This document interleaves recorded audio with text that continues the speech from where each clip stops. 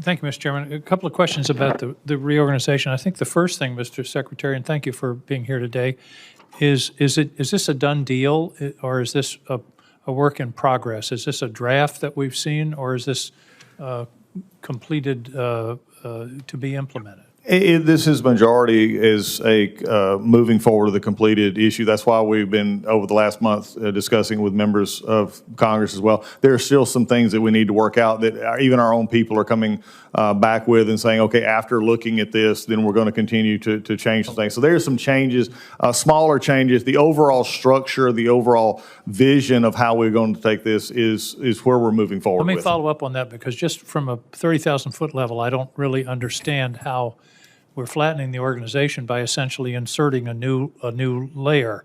Now we have 18 VISNs. They're going to go to 5. We have 0 HSAs. We're going to go to 15. We're going to have fewer VISNs and this new thing called an HSA. I don't understand why we can't simply reorient or change the structure of the VISNs rather than create a whole new level. Seems to me we're reinventing the VISNs from where they were 25 or 30 years ago.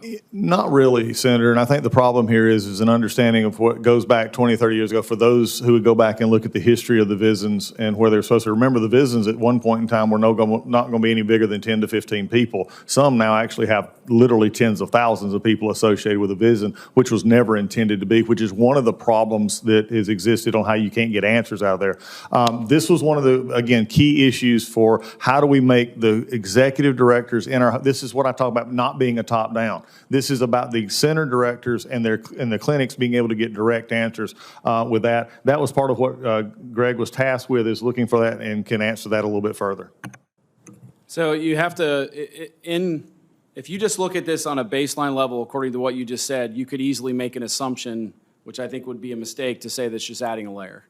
Ultimately, this is a fundamental change in the way in which we deliver care, in the way in which we provide support for those that deliver care. No, so it's a fundamental change in the way the organization of the structure is. No, but this you're still going to have VA hospitals, CBOCs, yes, community care. This is a fundamental change in the way in which we provide support to those medical centers. Currently, we have one person over a VISN, whether it's 18 or maybe we reduced it to 10, and they have a bifurcated responsibility, one in which focuses on governance, appropriation allocation, and all the administrative things that have to happen through DC, which still needs to happen. For every day that they spend doing that, which is a lot, having lived in that world for multiple years, that's less time that you can spend to actually engage with the facilities providing support and oversight. But couldn't you just have a deputy in each VISN that bifurcate that responsibility and instead of creating a whole new layer of I hate to use the word bureaucracy, but that's what it looks like.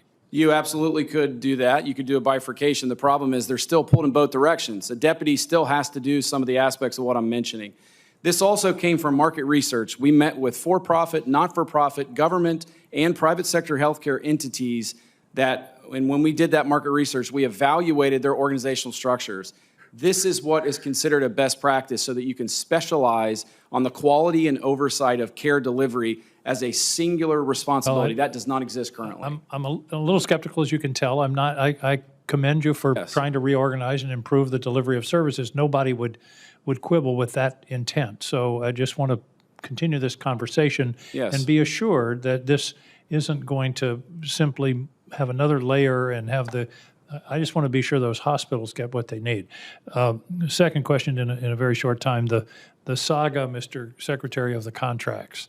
You know that I've been chasing this since last March, and I requested it at a hearing, I think on March 6th, sent a letter to you, and we've all gone through various iterations.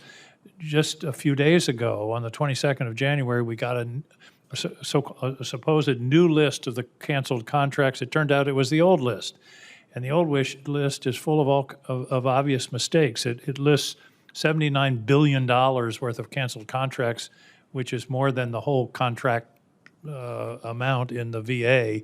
So there's obviously something wrong with that. There are also 79 contracts listed as being canceled, which were canceled during prior administration, some as far back as 5 years. So could you please clean up this list? And I just want to know what's being canceled. And this has been a saga now for almost a year. Give us a clean list of what, I don't understand why this is so complicated. What contracts have been canceled? What do they do? What are the amounts involved? And I think that's a straightforward request, but so far, it hasn't been honored. Thanks, Senator. We'll work to alleviate your concerns and do what we can do in that. As we go forward to the contracts, and if there's a specific contract that is of concern, that is always the issue we have, but I'll make sure that you're. I just want to see a clean, Okay. a clean, realistic list without these obvious mistakes. I understand. And let's follow up. Understand. One more quick question about the reorganization. There were a number of parts of the structure that aren't listed in the new system. Tribal health, women's health, National Chaplain Service, research oversight, readjustment counseling, human capital management, patient advocacy.